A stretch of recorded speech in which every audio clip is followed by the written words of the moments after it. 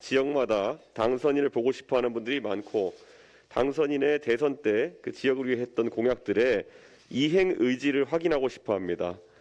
그 절박한 마음에 당선인도 시간을 쪼개어 지방으로 일정을 잡는 겁니다.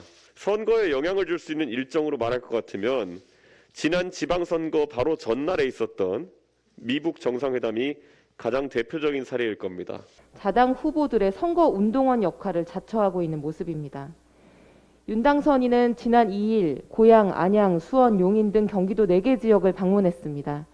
그 자리에는 국민의힘의 김은혜 경기도지사 후보가 내내 동행했고 심지어 국민의힘 시장 후보들까지 대동했습니다.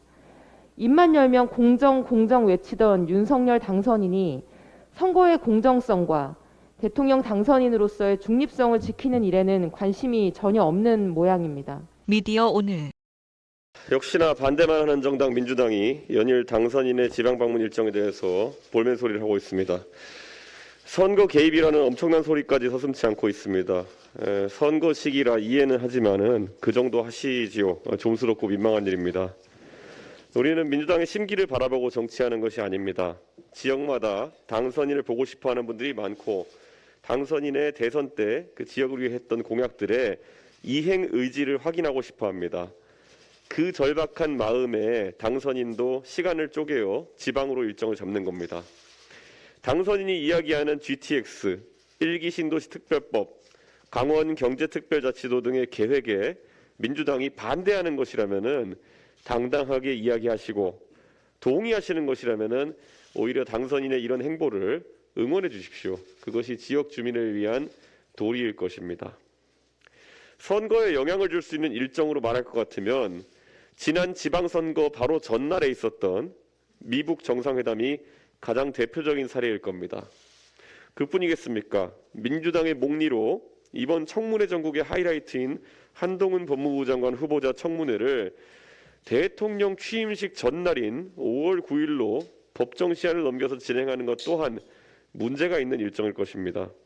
온 국민이 새 정부의 출범을 축하하고 응원하는 취임식 시점까지 청문회를 지연시켜서 새 정부의 출범에 회방을 놓는 것이야말로 비판받아야 합니다.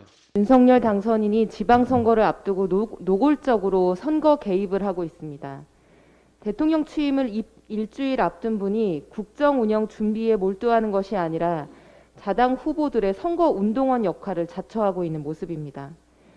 윤 당선인은 지난 2일 고양, 안양, 수원, 용인 등 경기도 4개 지역을 방문했습니다. 그 자리에는 국민의힘의 김은혜 경기도지사 후보가 내내 동행했고 심지어 국민의힘 시장 후보들까지 대동했습니다. 입만 열면 공정 외치던 윤석열 당선인이 선거의 공정성과 대통령 당선인으로서의 중립성을 지키는 일에는 관심이 전혀 없는 모양입니다.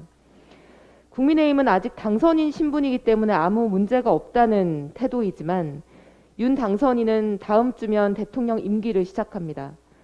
선거법이 대통령의 선거 중립 의무를 정하고 있는 것은 대통령의 권한과 영향력이 너무 크기에 선거에 개입하기 시작하면 선거의 공정성이 위협받기 때문입니다. 취임을 일주일 앞둔 대통령 당선인 역시 그 영향력은 대통령이나 다름없고 선거 중립 의무를 지키는 것이 당연합니다.